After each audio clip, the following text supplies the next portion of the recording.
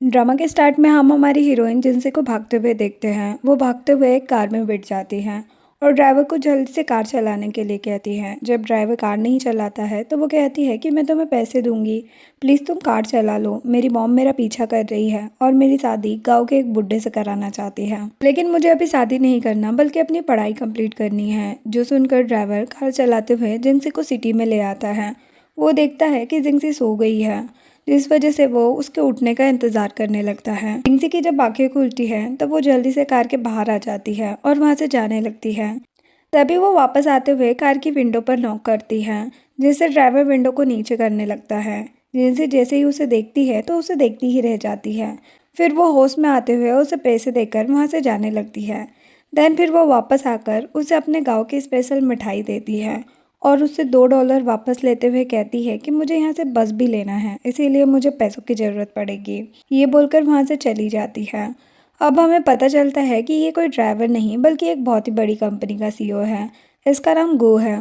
तभी गो के पास उसकी ग्रैंडमा का कॉल आता है, जो उससे पूछने लगती है कि आखिर तुमने ब्लाइंड डेट वाली लड़की के नंबर को डिलीट क्यों कर दिया है। गो कहता है कि आप मुझे ब्लाइंड डेट पर भेजना बंद कीजिए, नहीं तो मैं आपको ब्लॉक कर दूंगा। ये कहकर वो फोन कट कर देता है। इधर हम जिनसिक को देखते हैं, जो अपनी फ्रेंड से मिलने आई होती है। उसकी फ्रेंड पूछने लगती है कि तुम इतनी जल्दी अपने गाँव से वापस क्यों आ गई, जिस पर जिनसी बताती है कि कैसे उसकी मॉम उसकी शादी एक बुड्ढे से करवाना चाहती है, जिस वजह से वो वहाँ से भाग कर आ गई है। और कहती कि अब मुझे एक जॉब की ज़रूरत है ताकि मैं यहाँ पर सरवाइव कर सकूँ। जो सुनकर उसकी फ्रेंड मिया कहती कि तुम टेंशन ना लो, मैं तुम्हें जॉब दिला दूंगी। नेक्स्ट दिन में हम जिनसी को बार में देखते हैं, जहाँ पर मिया ने उसकी जॉब लगवा दी होती है। जिनसी को वहाँ की ड्रेस बहुत ही छोटी लग रही होती है। तभी मिया उसके चश्मों को निकालते हुए स्मार्टली काम करने के लिए कहकर वहाँ से चली जाती है। इधर गो अपने फ्रेंड के साथ उसी क्लब में आया होता है, लेकिन वो जिनसी को नहीं देख पाता और यहाँ पर अपने फ्रेंड हान से मिलता है। हान गू से पूछता है कि पिछली बार मैंने जिस लड़की को तुमसे इंट्रोड्यूस करवाया था, तुमने उसका नंबर ब्लॉक कर दिया। आखिर तुम कितनी लड़कियों के नंबर ब्लॉक करोगे। गू हान पर चिल्लाने लगता है कि तुम ग्रैंडमा के कहने पर चल रहे हो ना, आखिर वही तो तुम्हें ये सब करने के लिए कह रही है। हान कहता है कि तुम्हें अपनी ग्रैंडमा की बात मान लेनी चाहिए। सोचो तुम्हारी फैमिली इतनी अमीर है और फैमिली बिजनेस को आगे बढ़ाने के लिए एक वारिस की ज़रूरत तो होगी ही ना। तुम्हारी ग्रैंडमा को अपने पोते के बच्चे देखने हैं। देन हान गू के लिए वहाँ पर कुछ लड़कियों को बुला लाता है, जो उसके साथ ड्रिंक करने लगती है। तभी जिनसी ड्रिंक लेकर वहाँ पर पहुँचती है और जैसे ही वो गू को देखती है तो उसे पहचान जाती है कि ये तो वही बंदा है जिसे वो ड्राइवर समझ रही थी। वो उसे इस हालत में देखकर सोचती है कि मैंने उम्मीद नहीं की थी कि इस तरह का इंसान होगा। तभी गू भी उसे देखकर पहचान जाता है कि ये तो वही लड़की है। हान गू से पूछता है कि अब तुम किस लड़की के साथ टोस्ट करना चाहोगे। तुम्हें ही चुनना होगा कि तुम्हें कौन सी लड़की पसंद है। सभी लड़कियां मिलकर टोस्ट करने के लिए कहने लगती हैं। गू जिनसी की तरफ देख रहा होता है और उससे कहता है कि मेरा नाम गू है, तुम्हारा नाम क्या है। जिनसी तो घबरा जाती है और गू उसके बेड पर उसका नाम पढ़ लेता है।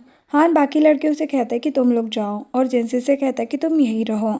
जिनसी तुरंत जवाब देती है कि मैं यहाँ पर सिर्फ वेट्रेस हूँ, आपके साथ टाइम स्पेंड करने नहीं आई हूँ। वो जल्दी से अपनी ड्रिंक पीकर वहाँ से भाग जाती है। हान उसे रोकने जाता है, लेकिन गू उसे रोक देता है कि उस लड़की को परेशान मत करो। हान मुस्कुराता है और कहते कि अच्छा तो तुम्हें किसी लड़की में दिलचस्पी हो रही है, लेकिन मैं तुम्हें बता दूं कि ये सभी लड़कियां अच्छी नहीं हैं, बस दिखावा कर रही हैं। गू उसे मारने का इशारा करता है तो हान कहता है कि ठीक है, अब मैं जा रहा हूँ। लेकिन फिर वो सोचता है कि अगर मेरे फ्रेंड गू को कोई लड़की पसंद आई है तो मैं उसे उसके लिए ज़रूर ढूंढ कर लाऊंगा। जिसके बाद गू इतना ज़्यादा ड्रंक हो जाता है कि हान को उससे कहना पड़ता है कि चलो मैं तुम्हें रूम में छोड़ देता हूँ, तुम आराम कर लेना।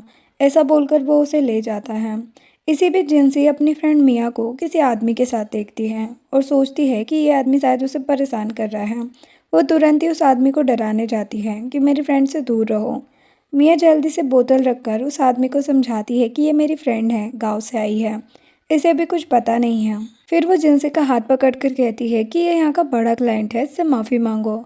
जिनसी मजबूरी में कहती कि ठीक है, मैं ड्रिंक कर लेती हूँ, तो क्या तुम हमें माफ़ कर दोगे। तो वो आदमी हाँ कह देता है। फ्लैशबैक में दिखाया जाता है कि जिनसी की फ्रेंड मिया ने उस आदमी के साथ मिलकर जिनसी को बेचने की डील की थी।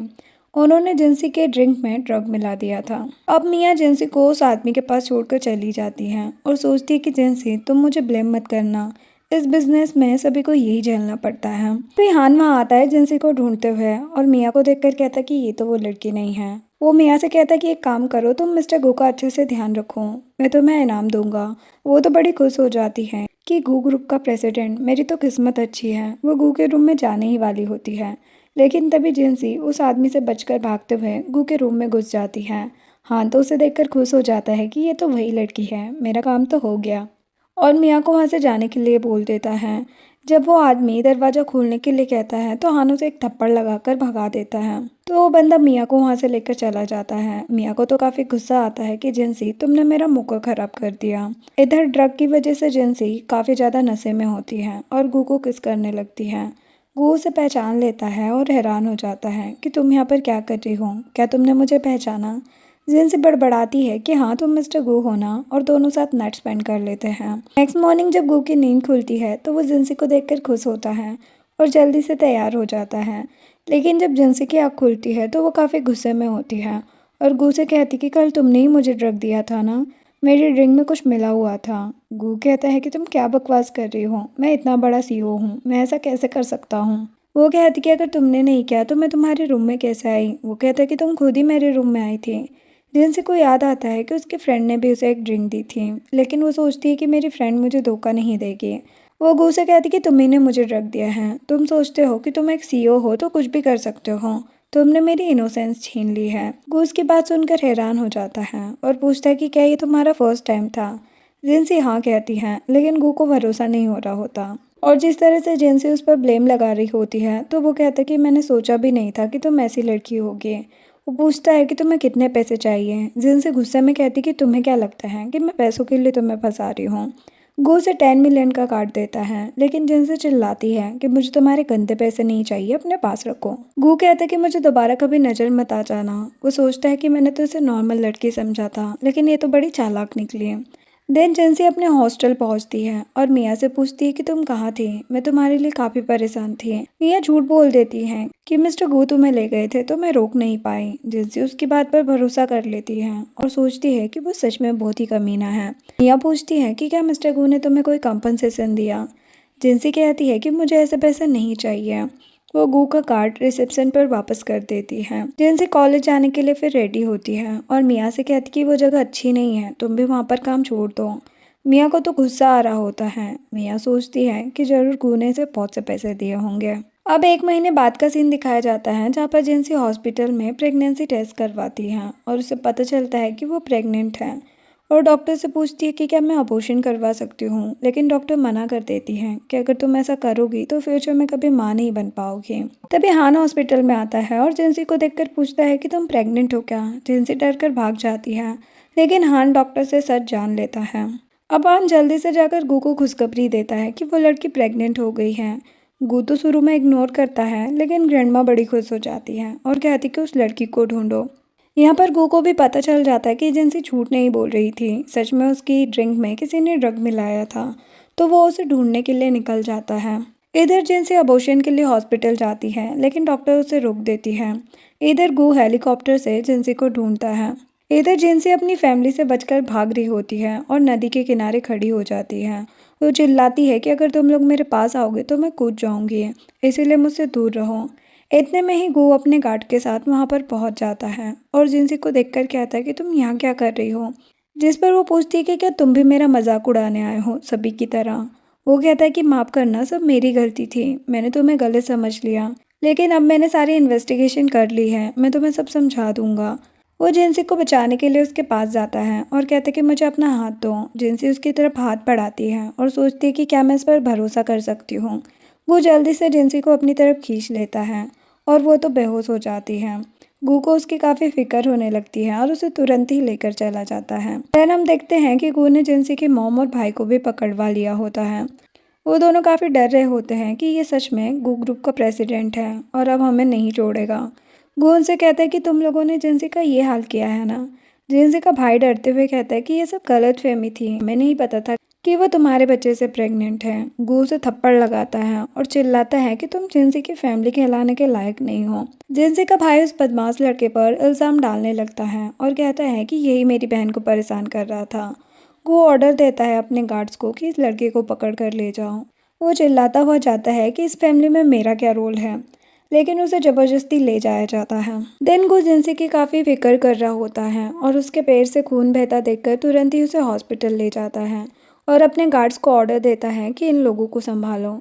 गार्ड्स जिनसी के भाई को खूब पीटते हैं और उसकी टांग भी तोड़ देते हैं और उसकी मॉम को 1 मिलियन का कार्ड देकर कहते कि इसका इलाज करवाओ और वार्न करते कि अगर दोबारा बॉस की वाइफ को छूने की भी कोशिश की ना तो तुम्हारा बहुत बुरा हाल होगा। फिर हॉस्पिटल में जब जिनसी को होश आता है तो वो अपने बच्चे के बारे में सोचकर रोने लगती है। उसे लगता है कि उसने अपने बच्चे को खो दिया है। उसके रोने की आवाज़ सुनकर गू आता है। जिनसी उसे वहाँ पर देखकर सोचती है कि क्या ये सब बच्चे के लिए कर रहा है या फिर मेरे लिए। वो पूछती है कि क्या तुम पूरी रात यही थे। गू कहता है कि नहीं, मैं अभी कुछ देर पहले ही आया था, तुम सो रही थी इसीलिए मैं बाहर चला गया। और उसे बताता है कि चिंता मत करो, बच्चा बिल्कुल ठीक है और तुम्हारे पैर में चोट लगी थी इसीलिए थोड़ा खून बह गया था। जिनसी पूछती है कि क्या तुमने मुझे सिर्फ बच्चे के लिए बचाया था। गू कहता है कि बिल्कुल नहीं। तभी गू का फ्रेंड हान वहाँ पर आ जाता है और उसे डीएनए टेस्ट रिपोर्ट दिखाता है कि ये लड़की तुम्हारे बच्चे से प्रेग्नेंट है। जिनसी को ये सुनकर बुरा लगता है और वो गू से कहती है कि तुम ये सब सिर्फ बच्चे के लिए कर रहे हो ना। वो रोने लगती हैं और कहती कि अगर ये बच्चा नहीं होता तो क्या तुम मेरे लिए कुछ नहीं करते हैं। वो उसे समझा नहीं पाता क्योंकि तभी वहाँ पर ग्रैंडमा आ जाती हैं। ग्रैंडमा जिनसी को समझाती है कि अगर तुम प्रेग्नेंट नहीं भी होती तो भी तुम्हारी शादी हमारे घर में करवाती। वो उसके लिए खाना भी लेकर आई होती हैं। गू कहता है कि जिनसी तुम चिंता मत करो, अब कोई हमारे बच्चे को नुकसान नहीं पहुँचा पाएगा और न ही तुम्हें। लेकिन जिनसी उसकी बातों पर भरोसा नहीं करती और कहती कि पहले तुमने ही मुझे ड्रग दिया और अब अच्छे बनने का नाटक कर रहे हो, मुझे तुम्हारा दोगला प्यार नहीं चाहिए। बू का फ्रेंड हान उसे समझाता है कि तुम गलत समझ रही हो और उसे उस आदमी का वीडियो दिखाता है जिसने उसे ड्रग दिया था। वो बताता है कि ये आदमी तुम्हें कमरे में ले जाना चाहता था लेकिन तुम खुद उससे बचने के लिए गू के कमरे में चली गई थी। वीडियो देखने के बाद जिनसी को एहसास होता है कि उसने गू को गलत समझ लिया था। वो सोचती है कि मियाँ ने मुझसे झूठ बोला था। वो गू से माफ़ी मांगती है और कहती कि सॉरी, मैंने तुम्हें गलत समझ लिया। जब हमारा हिसाब बराबर हो ही गया है तो वो जल्दी से उठकर जाने लगती है और ग्रैंडमा से कहती है कि आप लोगों का शुक्रिया मुझे बचाने के लिए, लेकिन सिर्फ इस बच्चे की वजह से मैं गू फैमिली में शादी नहीं करना चाहती। आप लोग ये मत सोचो कि मैं इस बच्चे के लिए आपको जिम्मेदार ठहराऊंगी। इस बच्चे को दुनिया में लाना मेरी चॉइस है और मैं इसे अकेले पाल लूँगी। ये कहकर वो जल्दी से चली जाती है। ग्रैंडमा गू से कहती कि तुम यहाँ पर क्यों खड़े हो, जाओ मेरी डॉटर इन लॉ को वापस लेकर आओ। गू सोचता है कि मैं जिनसी को ऐसे नहीं जाने दे सकता और उसके पीछे भागता है। हम देखते हैं कि जिनसी सड़क पर जा रही होती है तभी कुछ गार्ड्स उसे पकड़कर कार में बिठा लेते हैं। वो चिल्लाती है कि तुम लोग कौन हो। गू का गार्ड कहता है कि हम सब ये आपकी सुरक्षा के लिए कर रहे हैं और उसे गू के घर पर ले आते हैं। जिनसी भागने की कोशिश करती है और कहती हैं कि तुम लोग इलीगल काम कर रहे हो। तभी वहाँ पर गू आ जाता है और पूछता है कि तुम इस लड़की को ज़बरदस्ती क्यों लाए हो। जिनसी कहती कि एक्टिंग मत करो, मैं सब जानती हूँ कि तुमने ही इन्हें ऑर्डर दिया था। गू उसे समझाते हुए अपने गार्ड से कहता है कि अभी के अभी मेरी वाइफ से माफ़ी मांगो। सभी जिनसी को बॉस लेडी कहकर सॉरी कहते हैं। जिनसी कहती कि मैं कब से तुम्हारी वाइफ बन गई। तभी ग्रैंडमा जिनसी से कहती है कि गू ने तुम्हें वापस इसलिए बुलाया है क्योंकि वो तुमसे कुछ कहना चाहता है। गू जिनसी से कहता है कि जब मैंने तुम्हें पहली बार देखा था तब से ही मैं तुम्हें पसंद करने लगा था। जिनसी हैरान होकर पूछती है कि तुमने क्या कहा। गू शर्माते हुए दोबारा नहीं बोल पाता तो हान उसकी जगह कहता है कि ये कह रहा है कि ये तुम्हें पसंद करता है। ग्रैंडमा भी जिनसी को बताती है कि मेरे पोते को आज तक कोई लड़की पसंद नहीं आई, तुम पहली हो जिसमें उसकी दिलचस्पी हुई है। तुम डरो मत, ये कोई प्ले बॉय नहीं है, मैं सच कह रही हूँ, ये तुम्हारे लिए काफ़ी लॉयल है। इतने टाइम से इसने किसी भी लड़की को डेट नहीं किया है। मुझे तो शक हो गया था कि कहीं इसके और हान के बीच में तो नहीं कुछ चल रहा। हान कहते कि ग्रैंडमा मेरे बारे में ऐसा कैसे सोच सकती हैं। ग्रैंडमा गू से कहने लगती है कि तुम अरबपति हो लेकिन तुम्हें एक लड़की को मनाना नहीं आता। वो जिनसी से कहती है कि मैं जल्दी तुम्हारी और गू की शादी करवाऊंगी। जिनसी कहती कि ग्रैंडमा मैं जानती हूँ कि आप मेरे अच्छे के लिए कह रही हैं, लेकिन मैंने कह दिया ना कि मैं गू फैमिली में शादी नहीं करना चाहती। गू और ग्रैंडमा तो हैरान हो जाते हैं। ग्रैंडमा पूछती है कि क्या तुम्हें गू पसंद नहीं है। जिनसी कहती कि ग्रैंडमा मैं अभी कॉलेज में हूँ और मेरी लाइफ के कुछ और प्लान्स हैं। वो कहते कि कोई बात नहीं, मैं तुम्हारे लिए वेट कर लूँगा। ग्रैंडमा कहती कि ठीक है, अभी हम शादी के बारे में नहीं सोचते, लेकिन तुम अब हमारी गू फैमिली का हिस्सा हो इसीलिए तुम यहीं पर रहोगे। मुझे हमेशा से एक पोती चाहिए थी तो तुम हमेशा के लिए मेरी पोती बनकर रहो। गू तो हैरान हो जाता है और ग्रैंडमा से कहता है कि आप कैसी बातें कर रही हैं। उन्हें साइड में ले जाकर समझाता है कि ग्रैंडमा मैं ऐसे आपकी पोती नहीं बल्कि अपनी वाइफ बनाना चाहता हूँ। ग्रैंडमा कहती है कि बुद्धू लड़के हैं, मैं तो बस इसे यहाँ पर रोकने का बहाना ढूंढ रही हूँ। तभी जिनसी कहती कि ग्रैंडमा मुझे पानी पीना है। ग्रैंडमा गू से कहती कि जाओ जल्दी से पानी लेकर आओ। वो उसे पानी लाकर देता है। जिनसी खुश होकर अपने बच्चे से कहती है कि तुम्हारे डैड अच्छे इंसान लगते हैं। देन ग्रैंडमा जिनसी के लिए सूप लेकर आती है और कहती कि जल्दी से पी लो, तुम्हें ताकत मिलेगी। जिनसी तो रोने लगती है। ग्रैंडमा गू से पूछती है कि क्या तुमने इसे परेशान किया है। जिनसी कहती कि ग्रैंडमा काश आप सच में मेरी फैमिली होती है। ग्रैंडमा कहती कि ये कोई बोलने वाली बात है, तुम अब हमारी फैमिली का हिस्सा हो। गो भी जिनसी से कहता है कि अब से ये घर तुम्हारा है। जिनसी सोचती है कि ये लोग कितने अच्छे से मुझे ट्रीट कर रहे हैं, जैसे कि ये मेरी रियल फैमिली है, और कहती है कि अब मैं कॉलेज जा रही हूँ। गो उसे रोकता है और कहता है कि तुम्हें अभी कॉलेज जाने की ज़रूरत नहीं है, और यहाँ पर सारे फेमस प्रोफेसर को बुला लेता है जिनसी को घर पर ही पढ़ाने के लिए। तो जिनसी कहती कि इस सब की ज़रूरत नहीं थी, मैं तो बस एक ऑर्डिनरी लड़की हूँ और मुझे इतने स्पेशल ट्रीटमेंट की ज़रूरत नहीं है। वो कहता है कि मैं जानता हूँ कि तुम कॉलेज जाकर पढ़ना चाहती होगी, लेकिन अभी तुम्हारी कंडीशन ठीक नहीं है, इसीलिए तुम कुछ दिनों के लिए घर पर बैठकर ही पढ़ो, और फिर जब तुम ठीक हो जाओगी तो तुम कॉलेज जा सकती हो। देन ग्रैंडमा जिनसी से कहने लगती कि तुम्हें पता है जब मैं अपसेट होती हूँ तो क्या करती हूँ, शॉपिंग जाती हूँ, चलो शॉपिंग चलते हैं। और फिर ग्रैंडमा जिनसी को मॉल में ले आती हैं और उसके लिए बहुत सारी एक्सपेंसिव चीज़ें खरीदती है। जिनसी तो इतनी एक्सपेंसिव चीज़ें देखकर मना करने लगती हैं, लेकिन ग्रैंडमा कहाँ ही सुनने वाली थी और उसके लिए बहुत ही ज़्यादा शॉपिंग कर लेती है। अब जिनसी काफ़ी थक जाती हैं तो ग्रैंडमा गू से कहने लगती है कि चलो जिनसी को उठा लो, वो थक गई हैं। गू कहता है कि ग्रैंडमा आप कैसी बातें कर रही हैं।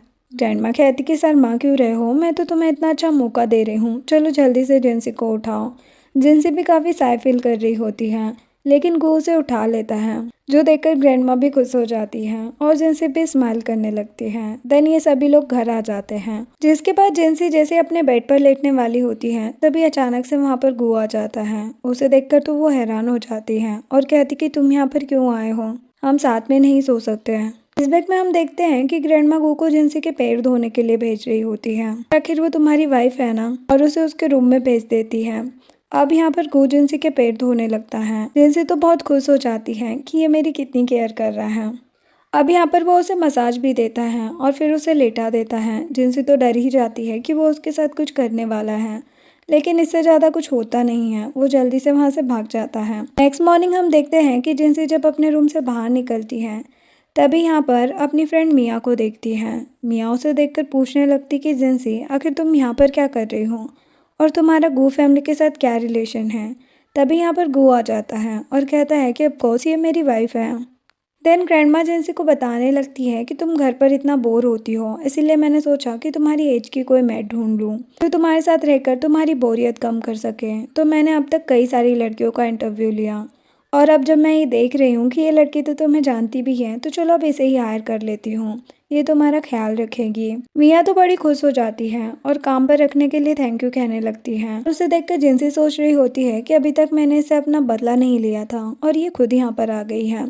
लेकिन तभी गू अपनी ग्रैंडमा को मना करने लगता है कि ग्रैंडमा आप ऐसी किसी लड़की को कैसे हायर कर सकती है, हमें क्या पता कि इस लड़की का कैरेक्टर वगैरह कैसा होगा। तभी जिनसी जल्दी से कहती है कि मैड मेरे लिए ढूंढी जा रही है ना, तो मुझे डिसाइड करने का मौका दो, मैं मिया को बहुत अच्छे से जानती हूँ, तो मिया यहाँ पर रहेगी तो अच्छा रहेगा। ग्रैंडमा कहती कि ठीक है जैसा तुम कहो, और फिर वो मिया को हायर कर लेती है।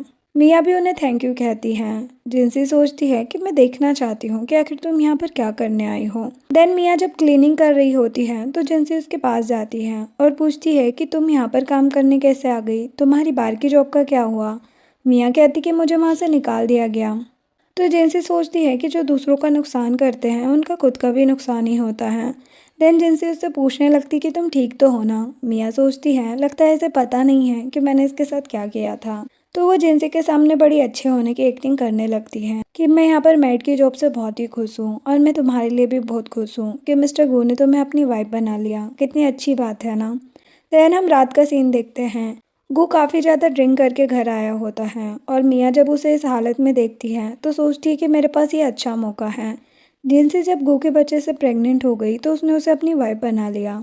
अगर मैं भी प्रेग्नेंट हो जाऊंगी तो मुझे भी मिस्टर गू की वाइफ बनने का मौका मिलेगा। यही सोचकर वो गू को अपने रूम में ले जाती हैं और गू तो इतना ज़्यादा ड्रंक होता है कि उसे बिल्कुल भी होश नहीं होता। वो कहे जा रहा होता है कि जिनसी प्लीज़ मुझे छोड़कर मत जाना। तो मिया कहती कि हाँ मैं ही जिनसी हूँ, मैं तुम्हें छोड़कर नहीं जाऊँगी। वो जल्दी से अपने कपड़े उतारने वाली होती है, तभी गू उसे किस करने जाता है और फिर कहता है कि तुम जिनसी नहीं हो। ये बोलकर वो बेहोश हो जाता है। तभी इतने में यहाँ पर जिनसी आ जाती हैं। मिया जल्दी से नौटंकी करने लगती है कि तुम मुझे गलत मत समझना। वो तो मिस्टर गू काफ़ी ड्रंक हो गए थे। तो जिनसी कहती कि हाँ मैं तुम्हें गलत नहीं समझ रही हूँ, तुम जाओ यहाँ से। देन मिया वहाँ से चली जाती है।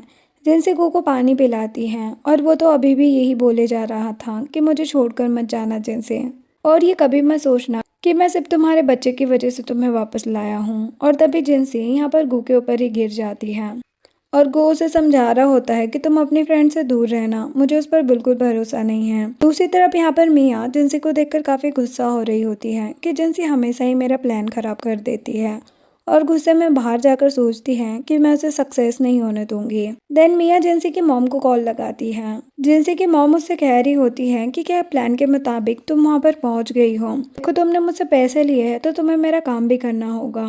तुम्हें जिनसी को गू फैमिली से निकलवाना है।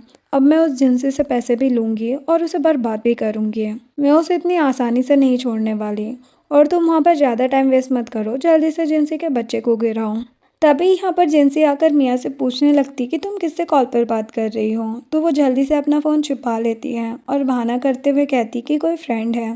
नेक्स्ट डे मिया जिनसी के सूप में अबॉर्शन पिल्स मिला देती हैं और सोचती है कि जब बच्चा रहेगा ही नहीं तो गू फैमिली इसे रखेगी भी नहीं। देन जिनसी के पास वो सूप लेकर आती हैं और कहती कि देखो मैंने तुम्हारे लिए बहुत ही टेस्टी सूप बनाया है। फिर जिनसी जैसे ही सूप पीने वाली होती है इतने में ही यहाँ पर गू आ जाता है और वो जिनसी को बताता है कि मैंने तुम्हारे लिए तुम्हारा फेवरेट सूप बनाया है।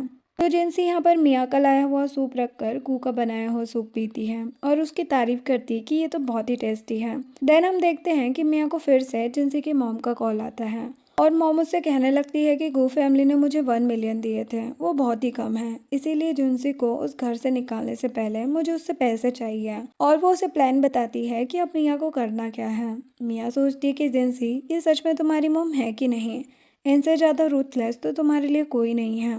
फिर वो मॉम से कह देती है कि ठीक है आंटी आपका काम हो जाएगा। नेक्स्ट डे हम देखते हैं कि मिया जिनसी के पास जाती हैं और उसे बताती है कि तुम्हारी मॉम का कॉल आया है और वो तुमसे बात करना चाहती हैं। मैंने उन्हें नहीं बताया कि मैं यहाँ पर तुम्हारे साथ हूँ, बल्कि उन्हें खुद ही पता लग गया कि मैं भी यहाँ पर काम कर रही हूँ। देखो अब तुम्हारी मॉम तुमसे बात करना चाहती है तो तुम्हें उनसे बात कर लेनी चाहिए ना। जिनसी कहती कि मैं नहीं करूँगी। सोचो अगर तुम्हारी मॉम ऐसी होती तो क्या तुम उनसे बात करती है, ऐसी मॉम जो मुझे खुद आग में भेजना चाहती है। मिया कहती कि अब तुम्हारी मॉम को अपनी गलती का एहसास हो गया है, तो जिनसी फ़ोन पर बात करने के लिए मान जाती हैं। देन जिनसी की मॉम उसे कॉल पर धमकाने लगती हैं कि तुम्हारे भाई का घर खरीदने के लिए मुझे पैसे चाहिए, तो तुम अरेंजमेंट करवाओ। जिनसी कहती कि मॉम मुझे सच में आपसे एक्सपेक्टेशन रखनी ही नहीं चाहिए थी, अब पता नहीं है मेरी रियल मॉम हो भी या नहीं। मॉम कहती कि मैं जानती हूँ कि तुम गो फैमिली में शादी करना चाहती हो, तो तुम्हें तुम्हारा हाउस होल्ड रजिस्टर तो चाहिए होगा ना, तो 3 मिलियन ला कर दो और अपना रजिस्टर लेकर जाओ, नहीं तो तुम्हें नहीं मिलने वाला। देन कॉल रखने के बाद मिया जिनसी को समझाने लगती है कि तुम्हें तुम्हारी मॉम को पैसे दे देने चाहिए, नहीं तो वो तुम्हें हाउस होल्ड रजिस्टर नहीं देगी। तो बेटर होगा कि तुम तुम्हारी मॉम की बात सुन लो, क्योंकि वैसे भी तो गो फैमिली के पास इतना पैसा है, तो तुम थोड़े पैसे उन्हें दे भी दोगी तो कुछ फ़र्क नहीं पड़ेगा। और फिक्र मत करो, मैं तुम्हारे साथ चलूँगी, तुम्हारी मॉम तुम्हें बुली करके तो देखे। तो जिनसी उसकी बात मान जाती हैं। देन गू को कॉल करके कहती हैं कि क्या तुम मुझे 3 मिलियन दे दोगे, मुझे अपनी फैमिली को देना है और उन्हें गुड बाय कहना है। वो मान जाता है और कहते कि मैं भी तुम्हारे साथ चलूँगा। तो जिनसे मना करती है और कहती कि मैं अकेले चली जाऊँगी, तुम फिक्र मत करो। और उसकी बातें सुनकर मिया तो खुश हो जाती हैं कि ये तो आसानी से बेवकूफ़ बन गई। इसके बाद हम देखते हैं कि जिनसी मिया के साथ अपनी मॉम और भाई से मिलने के लिए पहुँच जाती हैं और उनसे कहती कि ये लो पूरे 3 मिलियन हैं, एक पैसा भी कम नहीं है, अब मेरा रजिस्टर मुझे दो। तो मॉम उसे रजिस्टर देने लगती है, तो उसका भाई रोकता है और कहता है कि मॉम मुझे पहले पैसे काउंट कर लेने दो। जेंसी कहती कि अच्छी बात है, तुम स्मार्ट हो, लेकिन उससे पहले तुम लोग मेरे सवाल का जवाब दो। अपनी मॉम से पूछती हैं कि पहले आप मुझे बताओ कि मैं आपकी सगी बेटी हूँ या नहीं। मियाँ कहती कि जेंसी तुम ये कैसी बातें कर रही हो, आखिर आंटी तुम्हारी रियल मॉम कैसे नहीं होगी। और जिनसी का भाई भी कहने लगता है कि तुम कैसी बकवास कर रही हो, मैं तुम्हारा भाई हूँ और ये तुम्हारी मॉम है, इसीलिए हम तुम्हें जैसे चाहे वैसे ट्रीट करें। जिनसे कहती कि ऐसा हो ही नहीं सकता। कोई रियल मॉम अपनी बेटी को ऐसे कैसे ट्रीट कर सकती है। तो मॉम मान जाती कि हाँ, मैं तुम्हारी रियल मॉम नहीं हूँ, मैंने तुम्हें अडॉप्ट किया था। तुमने सोचा भी कैसे कि तुम मेरी बेटी हो सकती हो। जिनसी कहती कि मैंने सही एक्सपेक्ट किया था कि आप मेरी रियल मॉम हो ही नहीं। तो मॉम चिल्लाने लगती है और कहती कि तुम अपने आप को समझती क्या हो, तुम इतनी रिच फैमिली में चली गई हो तो तुम्हें क्या लगता है कि तुम मेरे कंट्रोल से बाहर हो। बिल्कुल भी नहीं, मैं अपने बेटे के लिए तुम्हारी लाइफ ले सकती हूँ। मिया कहने लगती कि आंटी आप ये कैसी बातें कर रही हैं, और जिनसी से कहती कि तुम फिक्र मत करो, मैं तुम्हें प्रोटेक्ट करूंगी। तो जिनसी मिया से कहती है कि एक्टिंग करने की ज़रूरत नहीं है, मैं अच्छे तरीके से जानती हूँ कि तुम मेरी मॉम के साथ मिली हुई हो। देन जिनसी हंसने लगती है और कहती है कि तुम लोगों को पैसे चाहिए था ना, पहले पैसे चेक तो कर लो। जिनसी का भाई जैसे ही पैसे चेक करता है तो कहता है कि ये तो नकली पैसे हैं। जिनसी हंसते हुए मिया से कहती कि तुम्हें क्या लगा था कि मैं तुम्हारी बातों पर भरोसा करूंगी, और उसे बताती है कि जब तुम उस दिन कॉल पर बात कर रही थी तो मैंने तुम्हारी सारी बातें सुन ली थी। हम फ्लैशबैक में देखते हैं कि गु और जिनसी दोनों को ही इनकी असलियत पता लग गई थी, और वो जिनसी से कहता है कि तुम फिक्र मत करो, हम इनकी सच्चाई सामने लाएंगे। प्रेजेंट में मिया जिनसी पर गुस्सा करने लगती है कि अच्छा, तो उस दिन मैंने जो तुम्हें सूप में ड्रग मिला के दिया था तुम्हें वो पहले से ही पता था, तुम मुझे बेवकूफ़ बना रही थी। जिनसी कहती है कि पहले तुमने मुझे धोखा दिया, लेकिन अब मैं तुम्हें अच्छे से जान चुकी हूँ। उस दिन बार में तुमने ही मुझे ड्रग दिया था उस आदमी के साथ मिलकर, उस आदमी के साथ मुझे भेजने के लिए, और तुम्हारी वजह से ही मेरा ये हाल हुआ। आखिर मैंने तुम्हारे साथ ऐसा क्या किया था जो तुमने मेरे साथ ऐसा किया। या कहती कि अगर ये तुम्हें सब पता था तो तुम यहाँ पर आई ही क्यों। जिनसी कहती कि अगर मैं यहाँ पर ना आती तो तुम सभी को पकड़ती कैसे। तो उसके अडॉप्टिव मॉम हंसने लग जाती है और कहती कि तुम्हें क्या लगता है कि तुम अकेले यहाँ पर हमें पकड़ लोगी। ये लोग यहाँ पर जिनसी को मारने वाले होते हैं, लेकिन इतने में ही गु यहाँ पर अपने गार्ड्स के साथ पहुँच जाता है। जिनसी अपनी मॉम से पूछने लगती है कि आखिर मेरे रियल पेरेंट्स कहाँ पर है, प्लीज़ मुझे बता दो। एक्चुअल में जिनसी ने पहले ही अपनी मॉम के साथ डीएनए टेस्ट करवा लिया था, जिससे उसे पता चल गया था कि ये उसकी रियल मॉम है ही नहीं। अब जिनसे उन्हें रिपोर्ट दिखाते हुए बताती है कि जब मैंने ये देखा तो मुझे कितना ज़्यादा रिलीफ मिला था ये जानकर कि आप मेरी रियल मॉम नहीं हैं। तो मॉम तो चाकू उठा लेती है और कहती कि हाँ, मैं तुम्हारी रियल मॉम नहीं हूँ, और अगर तुम अपनी रियल मॉम के बारे में जानना चाहती हो तो पहले तुम्हें हमें पैसे देने पड़ेंगे। तो गो के गार्ड्स इन लोगों को मार मार कर सबक सिखाते हैं कि बड़े आए धमकी देने वाले। मिया तो ये देखकर डर जाती है कि अब उसकी बारी है, तो वो तुरंत ही माफ़ी मांगने लगती है और कहती कि जिनसी प्लीज़ मुझे छोड़ दो, मैं तो तुम्हारी अच्छी फ्रेंड हूँ ना। जिनसी कहती कि हाँ, तुम मेरी बहुत अच्छी फ्रेंड हो, अब अच्छी फ्रेंड को मैं अच्छी चीज़ें दूंगी ना। फिर गार्ड्स मिया को पकड़ कर ले जाते हैं उसे सबक सिखाने के लिए। अब मार खाने के डर से मॉम भी उसे सब कुछ बता देती है कि एक्चुअल में तुम्हारे रियल पेरेंट्स है कौन मुझे नहीं पता। एक्चुअल में मुझे बच्चे की ज़रूरत थी क्योंकि उस टाइम पर मेरा कोई बच्चा नहीं था, तो मैंने तुम्हें हॉस्पिटल से चोरी कर लिया था और मैंने देखा भी नहीं कि आखिर तुम्हारे पेरेंट्स कौन हैं। जिनसी को तो ये जानकर बहुत ही गुस्सा आता है और पूछती है कि अच्छा, तो यही बता दो कि आखिर आपने मुझे किस हॉस्पिटल से चुराया था। जिसके बाद गो के गार्ड से इस बारे में पता कर लेते हैं और जिनसी को बताते हैं कि आपकी रियल मोम के बारे में पता लग गया है। जिनसी तो बड़ी खुश हो जाती है और पूछती है कि मेरी मोम कहाँ पर है और क्या वो ठीक है। गार्ड्स बताते हैं कि एक्चुअली हम उन्हें ढूंढने गए थे, लेकिन उन्होंने हमें ढूंढ लिया है। उन्होंने कहा है कि पहले वो डीएनए टेस्ट करवाना चाहती हैं ताकि ये प्रूव हो कि आप सच में उनकी बेटी है या नहीं। देन उन्होंने आपको एक एड्रेस पर मिलने के लिए बुलाया है। इसके बाद जिनसी उन्हें अपना बाल दे देती है डीएनए टेस्ट के लिए। नेक्स्ट सीन में वो गो और ग्रैंडमा के साथ एक जगह पर पहुंचती है अपनी मॉम से मिलने के लिए, और बहुत ही ज़्यादा नर्वस हो रही होती है कि उसकी मॉम यहाँ पर उससे मिलने आएगी भी या नहीं। तभी एक बहुत ही रिच लेडी वहाँ पर आती है और उन्हें देखकर गार्ड्स बात करने लगते हैं कि ये तो richest tycoon of the city है ना, ये यहाँ पर क्या कर रही है। अब वो रिच लेडी आकर यहाँ पर जिनसी से मिलती है और उसे बताती है कि 20 साल के बाद आखिर मैंने तुम्हें ढूंढ ही लिया मेरी प्यारी बेटी। इतने सालों से तुमने कितना ज़्यादा सफ़र किया होगा, ये बोलकर उसे हक करती है। देन जिनसी की मॉम को चिल्लाने लगती है कि तुम्हारी फैमिली की वजह से मेरी बेटी ने इतना सफ़र किया है, इसीलिए अब मैं अपनी बेटी को तुम लोगों से क्लोज कभी नहीं होने दूंगी। जिनसी अपनी मॉम को समझाती है कि आप गलत समझ रही हैं, इन लोगों ने मुझे अच्छे से ट्रीट किया है। गू की ग्रैंडमा भी कहने लगती है कि मैं अपनी बहू को ट्रेजर की तरह समझती हूँ। मोम मना करती है कि अभी आप मेरी बेटी को अपनी बहू नहीं बोल सकती है, और वो गू से भी कहती है कि तुम होंगे बहुत ही फेमस एंटरप्रेनर, लेकिन मेरी बेटी के पास पहले चॉइसेस नहीं थी, लेकिन अब मैं उसके पास हूँ, मैं उसके लिए एक अच्छे से अच्छा लड़का ढूंढूंगी। ग्रैंडमा मॉम से कहने लगती है कि हमें इस बारे में बात करनी चाहिए।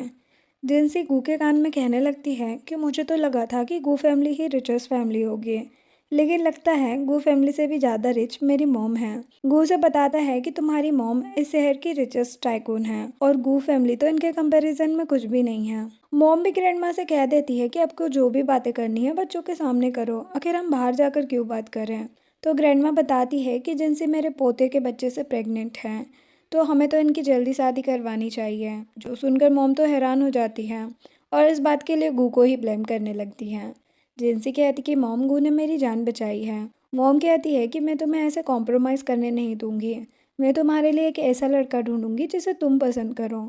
और वो जिनसी से पूछती कि तुम मुझे बताओ कि क्या तुम गू को लाइक करती हो।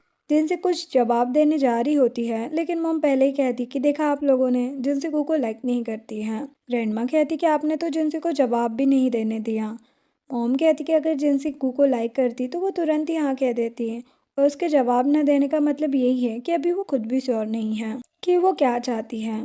देन मॉम उसे समझाती है कि देखो, मैं तुम्हारे अच्छे के लिए कर रही हूँ, ताकि तुम्हें और ऑप्शन मिले और तुम समझ सको कि तुम किसे लाइक करती हो।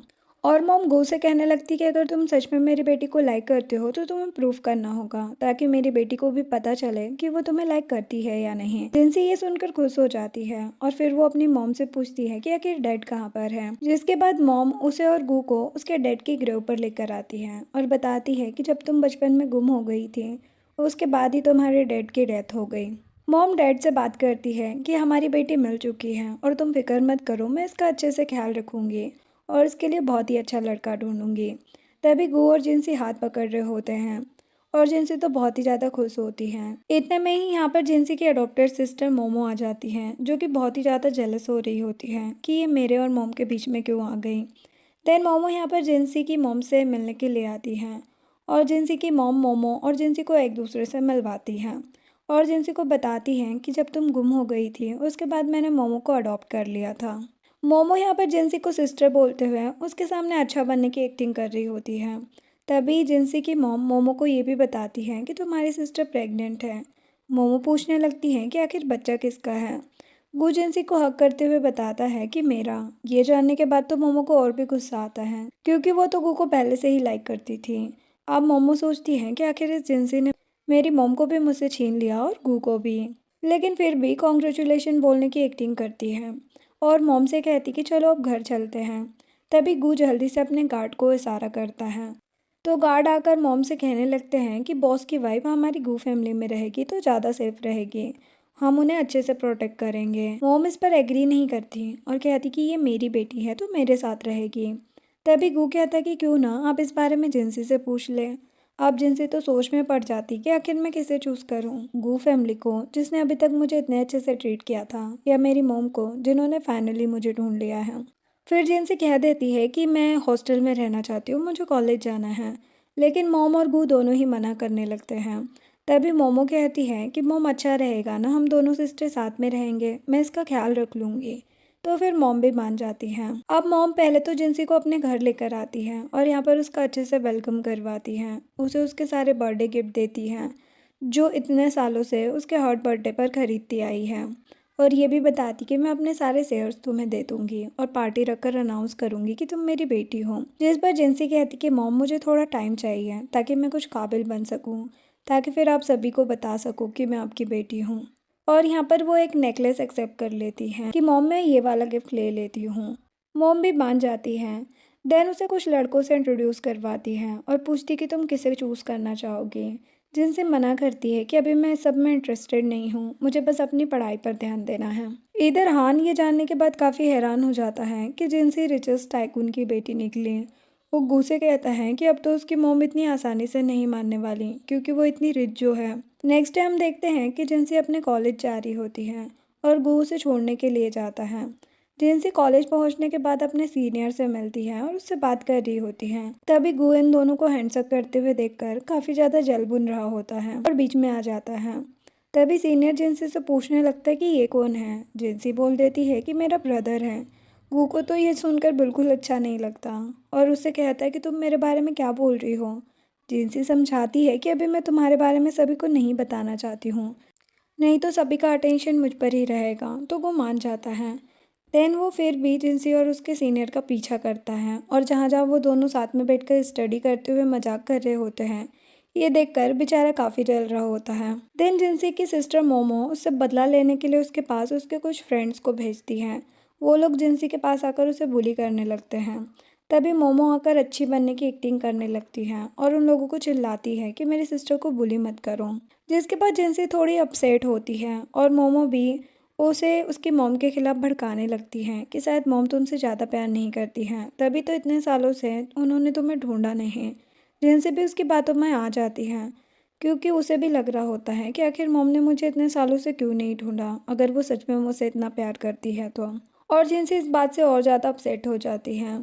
तभी कॉलेज का उसका सीनियर आ जाता है और उसे प्रपोज कर देता है, लेकिन जिनसी तो उसे साफ मना कर रही होती है। और तभी गू ये सब कुछ देखते हुए काफ़ी जेलस हो रहा होता है। जिनसी का सीनियर उसे रीजन पूछने लगता है कि तुम मुझे रिजेक्ट क्यों कर रही हो।